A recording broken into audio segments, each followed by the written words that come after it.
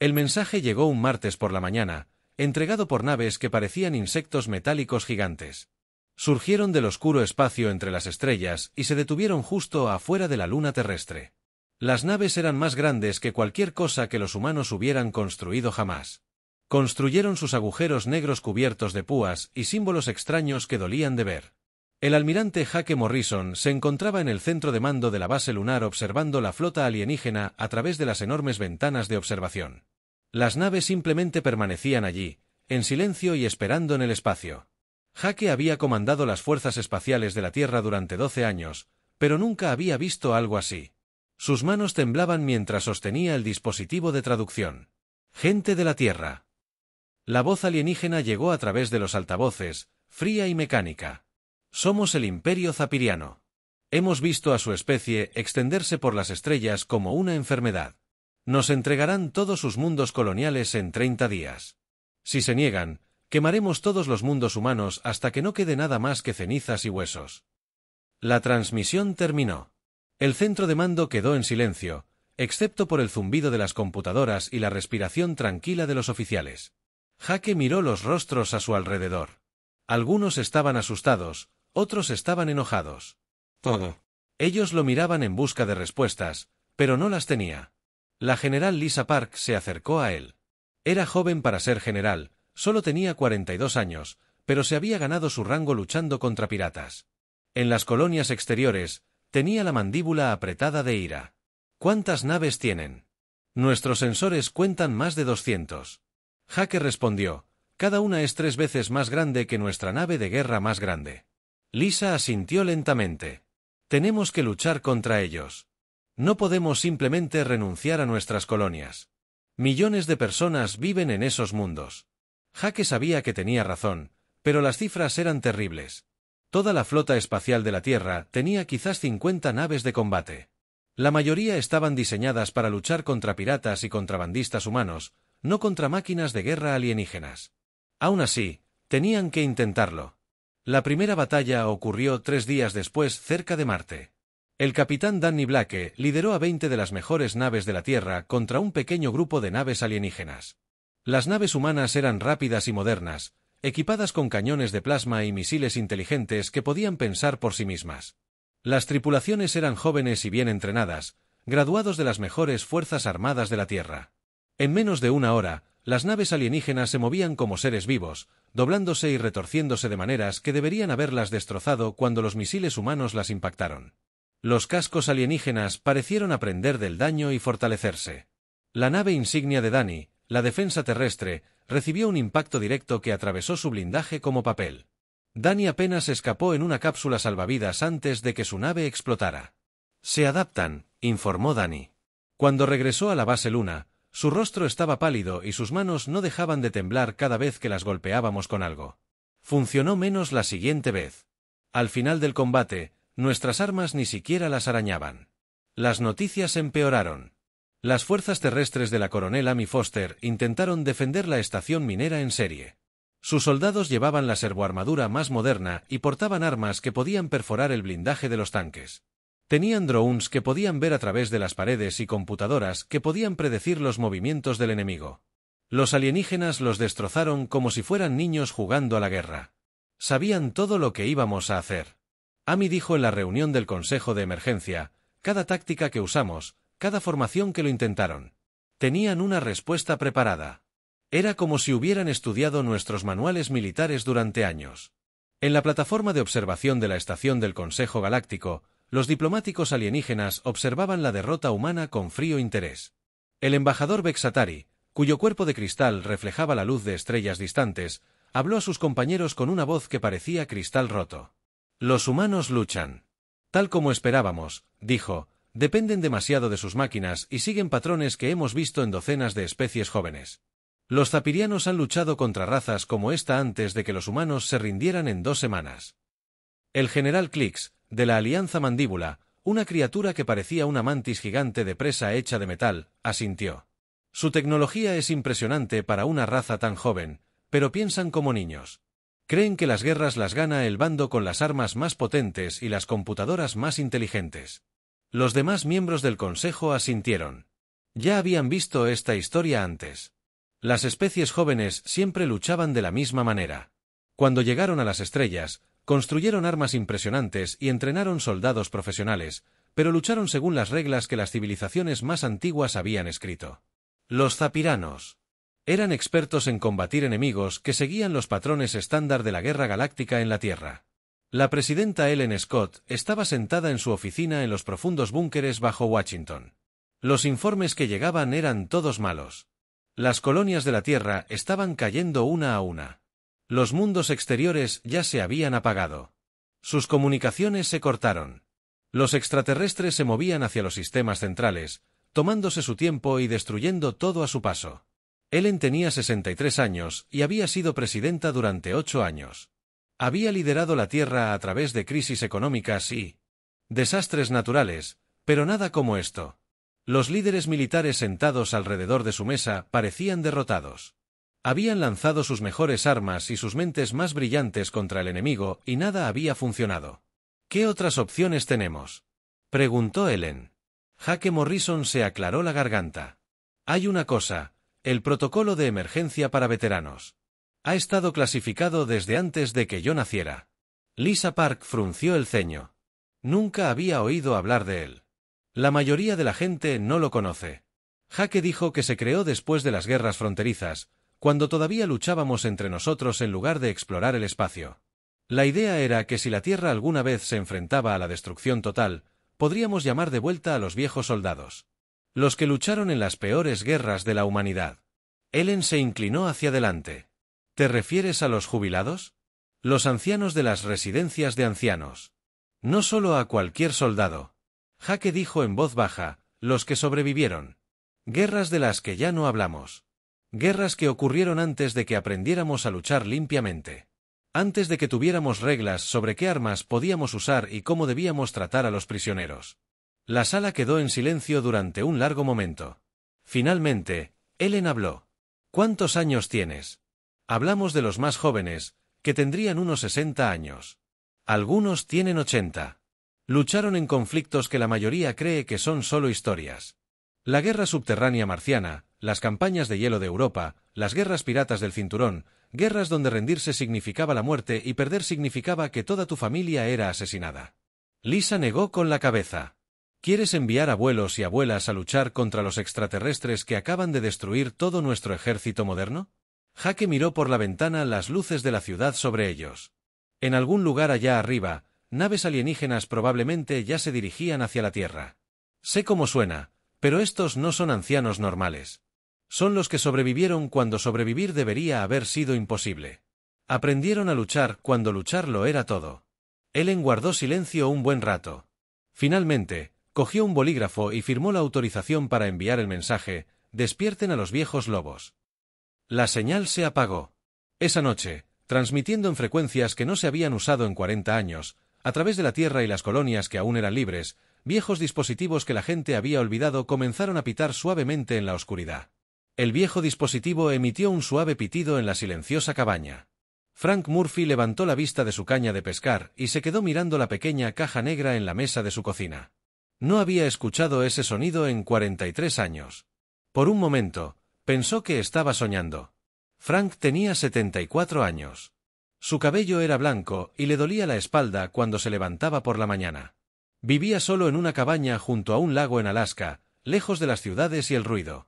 Casi todos los días pescaba, leía libros e intentaba no pensar en los viejos tiempos, pero ahora la pequeña caja negra pitaba y todos esos recuerdos volvieron a inundarlo.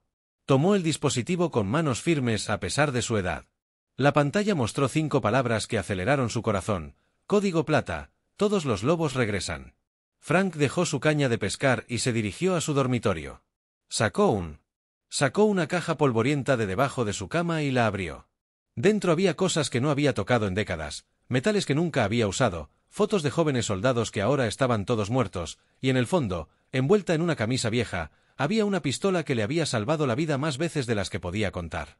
A 4.800 kilómetros de distancia, en Nuevo México, Betty Walsh estaba trabajando en su jardín cuando su propio dispositivo comenzó a pitar. Tenía 71 años, cabello canoso recogido en una cola de caballo sencilla. Sus vecinos la conocían como una mujer tranquila que cultivaba los mejores tomates de la ciudad y ayudaba en la escuela local. No sabían que una vez había volado una base enemiga entera con solo fertilizante y piezas de radio viejas. Betty miró el mensaje en su pantalla y sonrió. No era una sonrisa feliz, era la sonrisa de alguien que había estado esperando esta llamada durante mucho tiempo. Entró en su casa y sacó un panel oculto de la pared. Detrás de él había una bolsa que había estado empacada y lista durante 40 años en Detroit. Tony Ritchie estaba jugando al ajedrez con su nieto de 8 años cuando su dispositivo. Tony tenía 68 años y trabajaba a tiempo parcial en una ferretería. A su nieto le encantaba pasar los fines de semana con él porque el abuelo Tony siempre tenía buenas historias y nunca se enojaba cuando perdía al ajedrez. ¿Qué es ese sonido?, preguntó el niño. Tony miró el dispositivo y sintió algo frío en el estómago. Es trabajo llamando. Chico, tengo que irme un rato. La cara del niño se ensombreció. Pero íbamos al partido de béisbol mañana. Tony se arrodilló y abrazó fuerte a su nieto. Lo sé, amigo, pero a veces los viejos soldados tienen que hacer un trabajo más. ¿Entiendes?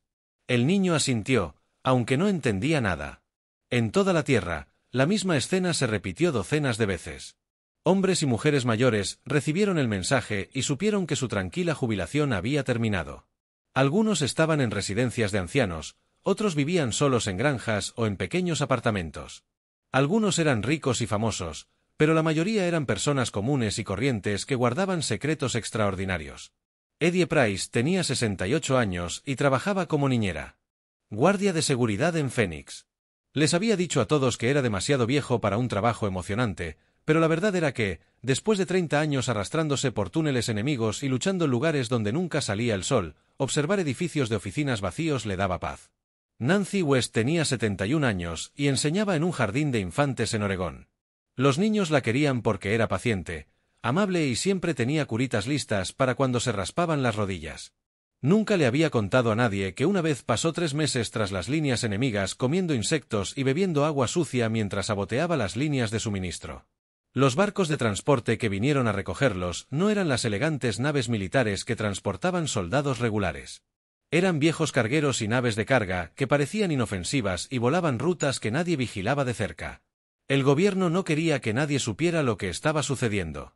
Frank Murphy cerró su cabina con llave y se dirigió a la pequeña plataforma de aterrizaje detrás de su casa.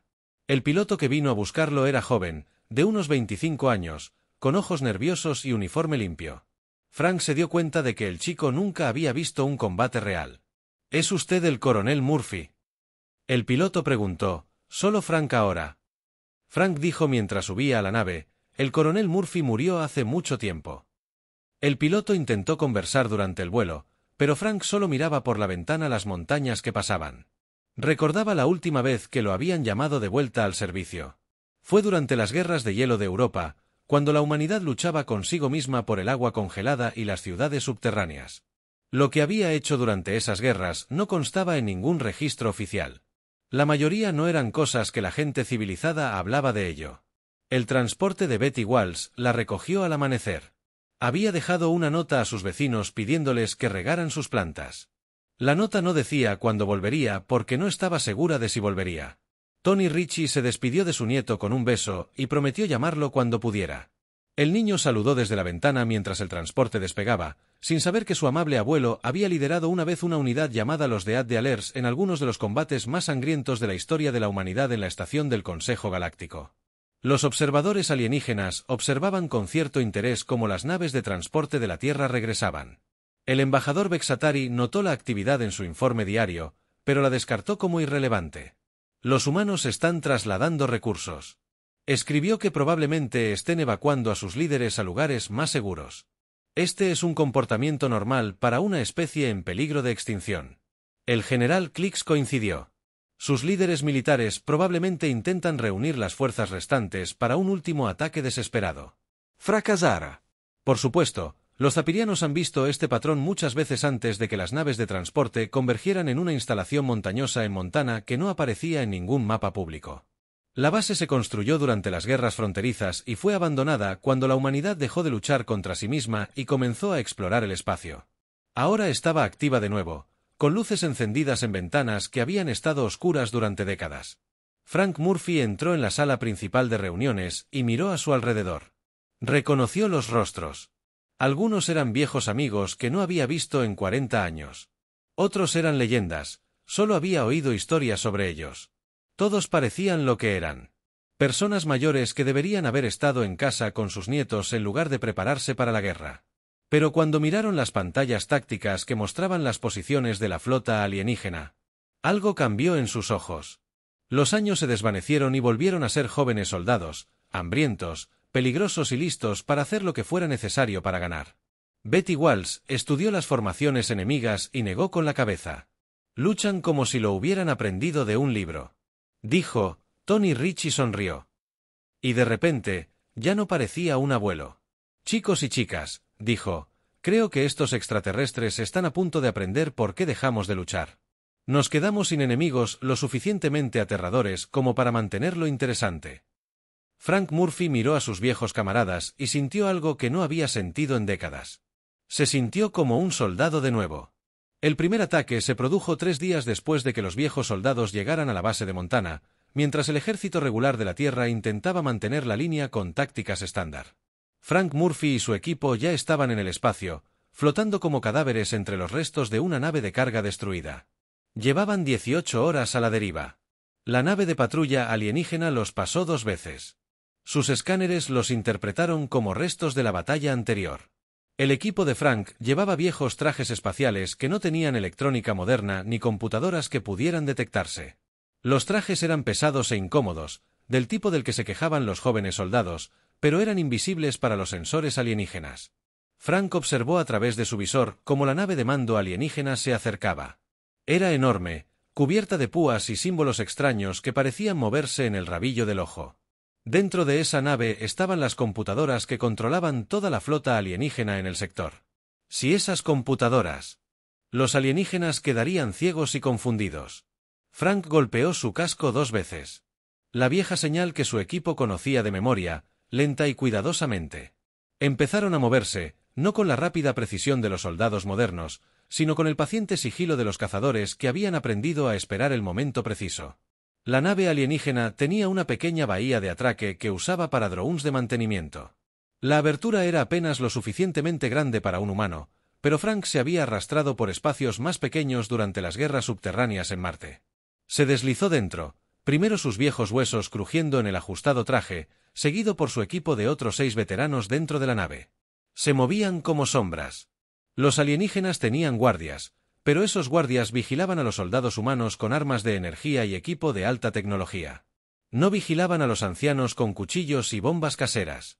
El equipo de Frank había construido sus explosivos en la nave de transporte con materiales que parecían suministros médicos y productos de limpieza. Las bombas eran rudimentarias en comparación con las armas modernas, pero funcionaban, lo que era más importante, estaban hechas de cosas que no aparecían en los escáneres alienígenas. Ellos colocaron las bombas por toda la nave de mando, en lugares donde los extraterrestres no pensarían en mirar, no en los objetivos obvios como el puente o la sala de máquinas, sino en los sistemas de soporte vital y las matrices de comunicación, lugares donde una pequeña explosión causaría el máximo caos. Cuando explotaron las bombas, la nave de mando alienígena no explotó, sino que comenzó a apagarse lentamente. Las luces parpadearon y se apagaron. Los sistemas de reciclaje de aire, que habían fallado, comenzaron a sonar en idiomas alienígenas. Y lo más importante, las potentes computadoras de la nave comenzaron a apagarse una a una.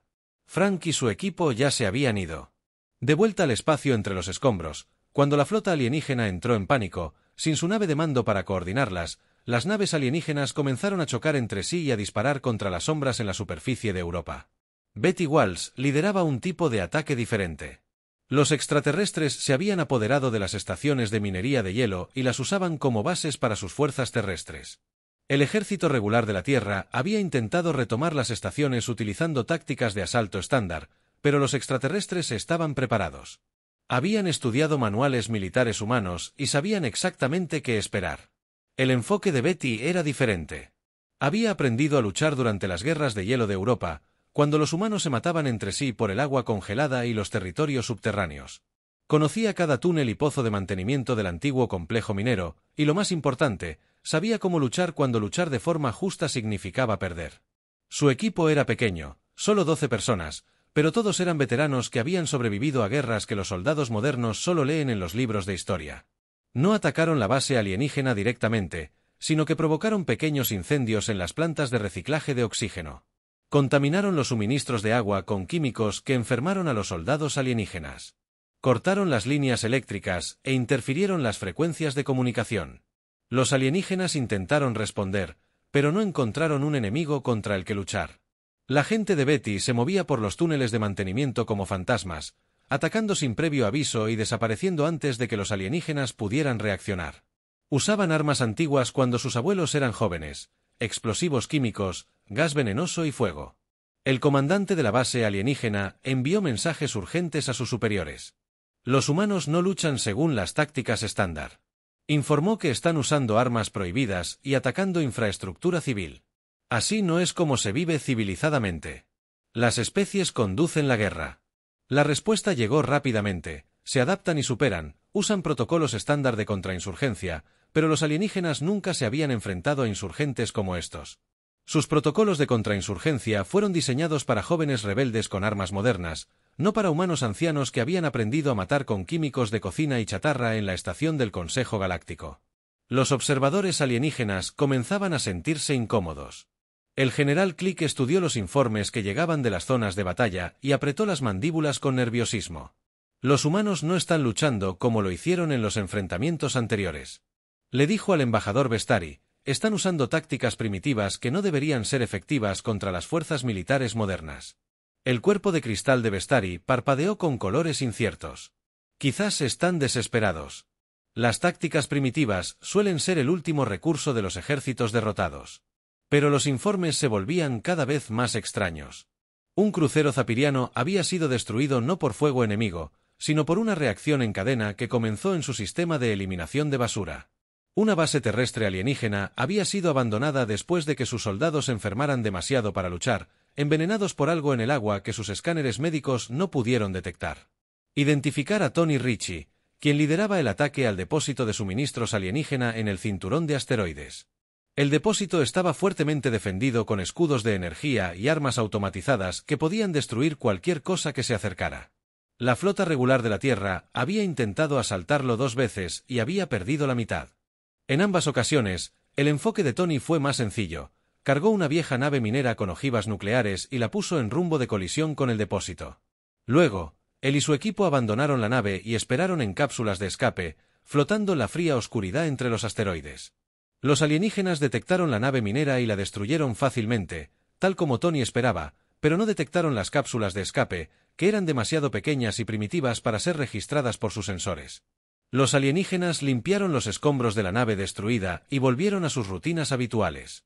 3 días después, el equipo de Tony emergió de sus escondites. Habían estado flotando en el espacio durante 72 horas, sobreviviendo con raciones de emergencia y aire reciclado. Los soldados modernos habrían muerto o enloquecido por el aislamiento, pero estos viejos guerreros habían sufrido cosas peores durante las guerras del cinturón. Atacaron el depósito desde dentro con herramientas de corte y armas improvisadas para sabotear el equipo alienígena. No intentaron destruirlo por completo, sino que lo inutilizaron rompiendo cosas que tardarían semanas en repararse. Y contaminando los suministros de combustible con químicos que consumirían lentamente los motores de las naves alienígenas para cuando los alienígenas se dieran cuenta de lo que había sucedido. El equipo de Tony se había ido, a la deriva de vuelta al campo de asteroides, como fantasmas. Eddie Price trabajaba en Titán, en las ciudades subterráneas donde la humanidad había aprendido a luchar en completa oscuridad.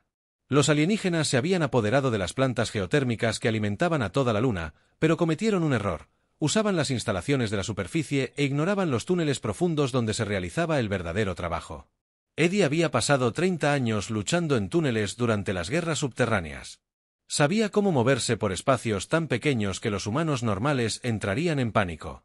Sabía cómo colocar trampas que matarían a la primera persona que las pisara y herirían a las siguientes 5.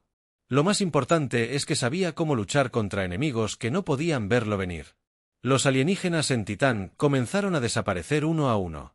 No murieron en batalla, simplemente se desvanecieron en los túneles profundos donde sus sensores no podían alcanzarlos.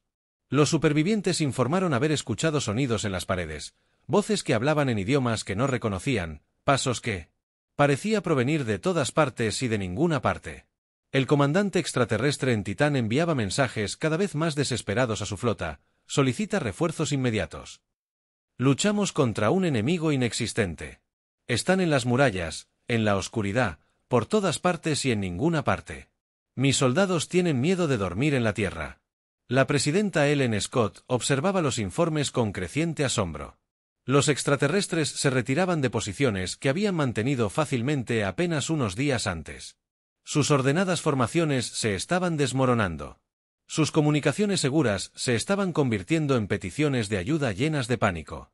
¿Cómo lo están haciendo?, ella preguntó. El almirante Morrison. Jake miró las pantallas tácticas y negó con la cabeza. No sé. Están luchando como nunca antes. Es como si hubieran aprendido la guerra de un libro completamente diferente al del resto de nosotros. La verdad era más simple y aterradora de lo que nadie imaginaba. Los viejos soldados no estaban librando una guerra moderna. Estaban librando el tipo de guerra que habían aprendido de jóvenes, cuando perder significaba muerte y ganar supervivencia. Luchaban como los humanos antes de aprender a ser civilizados. El soldado alienígena apenas estaba vivo cuando Eddie Price lo encontró en los profundos túneles bajo Titán. La criatura era joven, tal vez la versión alienígena de 20 años, y su aparato respiratorio estaba roto y goteaba.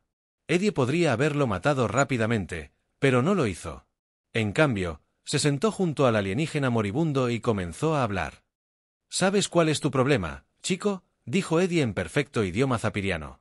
Lo había aprendido de prisioneros durante las primeras batallas, de la misma manera que había aprendido docenas de otros idiomas durante su larga carrera. ¿Crees que la guerra se trata de ganar? Batallas y seguir reglas, pero la guerra no es eso. El extraterrestre lo miró con ojos desorbitados y aterrorizados. Eddie tenía 68 años, canoso y piel arrugada, pero bajo las tenues luces del túnel parecía sacado de una pesadilla. Su ropa estaba cubierta de tierra y sangre alienígena. Sus manos estaban firmes mientras limpiaba su cuchillo con un trapo viejo. La guerra se trata de hacer que el otro tipo se rinda.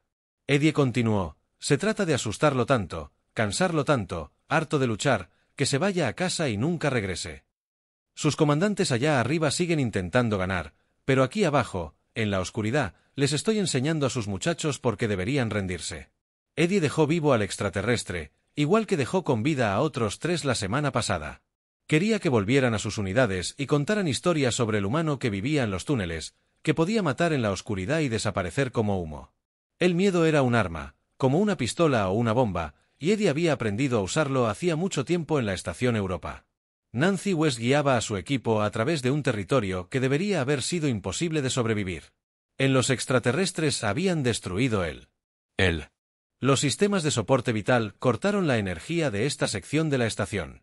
La temperatura era de 40 bajo cero. El aire era venenoso. Cualquier humano normal debería haber muerto en cuestión de horas, pero el equipo de Enway no era normal. Eran veteranos supervivientes de las guerras de hielo que habían aprendido a vivir en condiciones que habrían matado a soldados regulares. Fabricaron filtros de aire con retazos de tela y tecnología alienígena. Encontraron fuentes de calor en tuberías y sistemas eléctricos rotos. Comieron alimentos que habrían enfermado a soldados más jóvenes y bebieron agua que purificaron utilizando técnicas aprendidas durante asedios que duraron meses. Los alienígenas sabían que los humanos estaban en la zona muerta, pero no podían entender cómo sobrevivían cada vez que una patrulla alienígena entraba a cazarlos. La gente de Enway atacaba desde las sombras y desaparecía de nuevo. Usaban armas hechas con equipo roto de la estación, lanzallamas improvisados construidos con sistemas de calefacción, dispositivos explosivos construidos con tanques de oxígeno de emergencia, gas venenoso hecho con productos químicos de limpieza. El comandante de la base alienígena en Europa estaba desesperado. Sus soldados se negaban a entrar en la zona muerta. Algunos habían desertado sus puestos e intentado. Para abandonar la estación por completo, envió mensajes urgentes a sus superiores, pero las respuestas siempre eran las mismas: adaptarse y superar. Pero ¿cómo adaptarse a un enemigo que parece prosperar en condiciones que deberían ser imposibles de sobrevivir? ¿Cómo vencer a soldados que luchan como si no tuvieran nada que perder? La teniente coronel Nancy West se encontraba en las ruinas de lo que solía ser la cafetería principal de la estación, observando las posiciones defensivas alienígenas a través de un agujero en la pared. Su aliento formaba nubes blancas en el aire gélido a sus espaldas. Otros 12 veteranos esperaban en las sombras. Llevaban 2 semanas luchando en esta zona muerta y se estaban fortaleciendo en lugar de debilitarse, en las guerras de hielo, dijo Nancy en voz baja a su equipo. Aprendimos algo importante. El bando que más sufre y sigue luchando suele ganar. Estos alienígenas aún no han aprendido a sufrir. Miró a su gente, a esos ancianos que deberían haber estado en casa con sus familias. En cambio, estaban aquí, en el frío y la oscuridad, luchando contra un enemigo que tenía mejor tecnología y más soldados, pero tecnología y número. No importaba cuando luchabas contra personas que habían sobrevivido a guerras que deberían haberlos matado. Enseñémosles. Nancy dijo que el ataque se produjo a medianoche, hora de la estación. El equipo de Enguay no cargó contra las posiciones alienígenas como lo harían los soldados modernos. En cambio, se arrastraron por las secciones destruidas de la estación como animales de caza. Usaron la oscuridad y el frío como armas. Atacaron sin previo aviso y desaparecieron antes de que los alienígenas pudieran responder. Pero esta vez se fueron. Sobrevivientes. Alienígenas heridos que pudieron regresar a rastras a su base y contarles a sus camaradas lo que habían visto. Humanos que lucharon en el frío mortal sin equipo de protección. Que parecían aparecer de la nada y matar con armas primitivas antes de desaparecer en la oscuridad como fantasmas. Los soldados alienígenas en Europa comenzaron a hablar entre ellos. Hablaron de humanos que no podían ser asesinados, que vivían en lugares donde nada debería poder vivir. Hablaron de un enemigo que parecía fortalecerse cuanto más daño recibía en la estación del Consejo Galáctico. El embajador Vexatari leyó los últimos informes con creciente alarma. Su cuerpo de cristal parpadeaba entre colores que significaban confusión y miedo. Se suponía que el Imperio Zapiriano ganaría esta guerra fácilmente. Contaban con tecnología superior y un número abrumador, pero en cambio, sus fuerzas se retiraban de múltiples frentes. Los humanos usan tácticas prohibidas. Vexatari declaró en la sesión del Consejo de Emergencia que atacan la infraestructura civil con armas prohibidas y llevan a cabo una guerra psicológica que viola todas las reglas de la guerra civil. El general de combate Klix estudió los informes con sus ojos compuestos. Quizá subestimamos su desesperación, pero estas tácticas no deberían ser efectivas contra una fuerza militar moderna. Sin embargo, los informes contaban una historia diferente. Los soldados zapirianos estaban desertando de sus puestos. Algunas unidades habían rechazado órdenes directas de avanzar. Había informes de comandantes alienígenas que solicitaban transferencias fuera del territorio humano, alegando que sus tropas se estaban volviendo poco fiables. El problema no eran solo las tácticas humanas, sino el efecto que estas tácticas tenían en la moral alienígena. Los zapirianos habían librado muchas guerras contra diversas especies, pero siempre habían luchado contra enemigos que seguían las mismas reglas básicas: armas de energía, bombardeos orbitales, infantería mecanizada, batallas espaciales entre flotas de naves de guerra, una guerra civil limpia y predecible. Pero a estas. Los viejos humanos lucharon como nada que la galaxia hubiera visto jamás. Usaban fuego, veneno y explosivos rudimentarios. Se escondían en lugares donde los sensores modernos no podían encontrarlos. Atacaban líneas de suministro e instalaciones médicas. Dejaban con vida a los enemigos heridos específicamente para sembrar el miedo entre los supervivientes. Lo más inquietante de todo es que parecían mejorar en la lucha. A medida que la guerra se prolongaba, las unidades alienígenas se cansaban y desmoralizaban, los veteranos humanos parecían ganar fuerza y confianza. Era como si la guerra misma fuera su entorno natural y estuvieran volviendo a casa. Tras una larga ausencia, el coronel Frank Murphy se encontraba en el puente de un crucero alienígena capturado, observando la formación de la flota enemiga a través de la pantalla. Su equipo había tomado la nave hacía 3 días, no dominando a su tripulación, sino infiltrándose lentamente y tomando el control de los sistemas clave. Ahora, la antigua tripulación de la nave estaba encerrada en la bodega de carga y Frank usaba su propia nave contra ellos. ¿Sabes lo que aprendí durante las guerras del cinturón? Frank le dijo a su oficial de comunicaciones, una mujer de 70 años llamada Ellen Stone, quien había sido cazadora de piratas: la mejor manera de derrotar a una flota enemiga no es luchar contra ella, sino hacer que luche contra sí misma. Ellen asintió y activó el sistema de comunicación de la nave. Empezó a transmitir órdenes falsas a la flota alienígena usando códigos de comando capturados y patrones de voz que habían grabado de los prisioneros. Las órdenes eran contradictorias y confusas, diseñadas para que las naves alienígenas se movieran de forma que las pusieran en la línea de fuego de las demás. Funcionó en 1 hora. La flota alienígena estaba dispersa por el sistema estelar, con algunas naves disparándose a otras porque creían ver naves enemigas. Frank observaba el caos con la expresión tranquila de alguien que había visto este tipo de confusión muchas veces. La guerra no se trata de tecnología, dijo Frank a su tripulación de veteranos soldados. Se trata de comprender al enemigo mejor de lo que él se entiende a sí mismo. Estos alienígenas aprendieron a luchar leyendo libros. Nosotros aprendimos a luchar sobreviviendo a cosas que deberían habernos matado.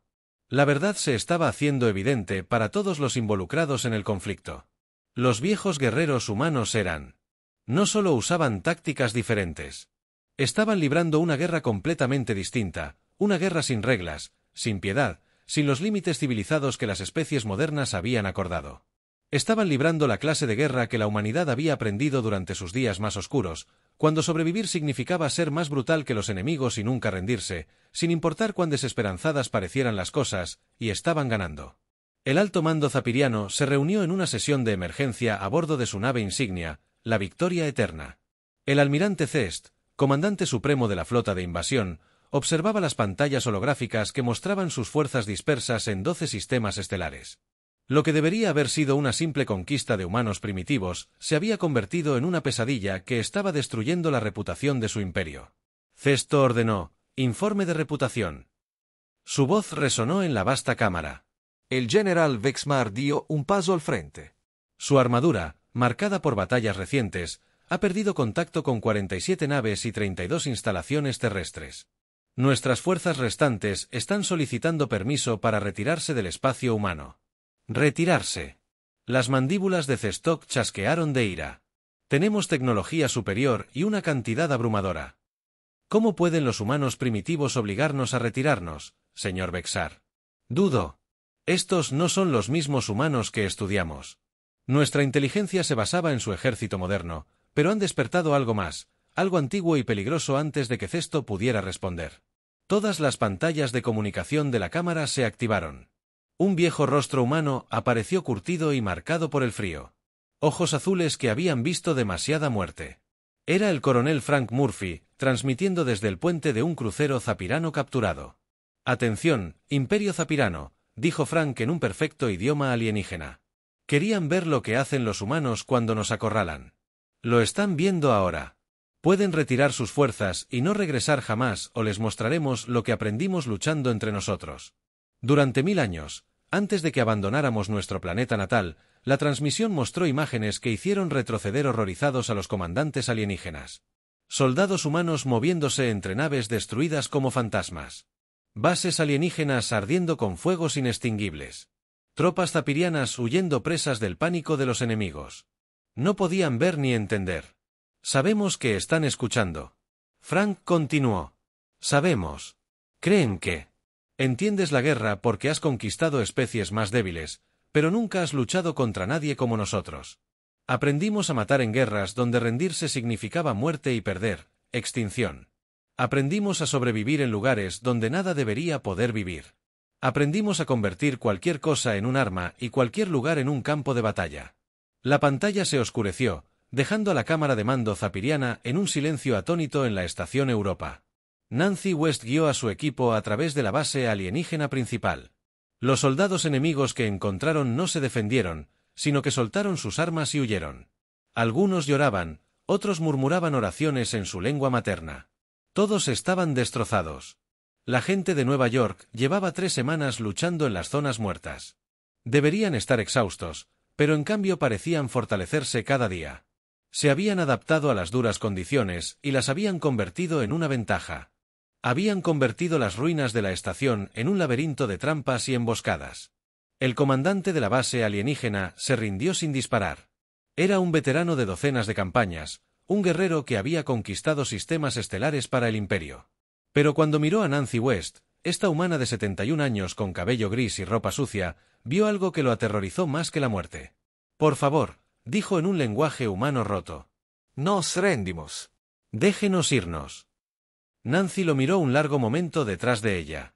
Otros 12 humanos ancianos esperaban en las sombras, silenciosos como lobos cazadores. Finalmente, asintió. «Tomen a su gente y váyanse», dijo. «Pero recuerden lo que vieron aquí.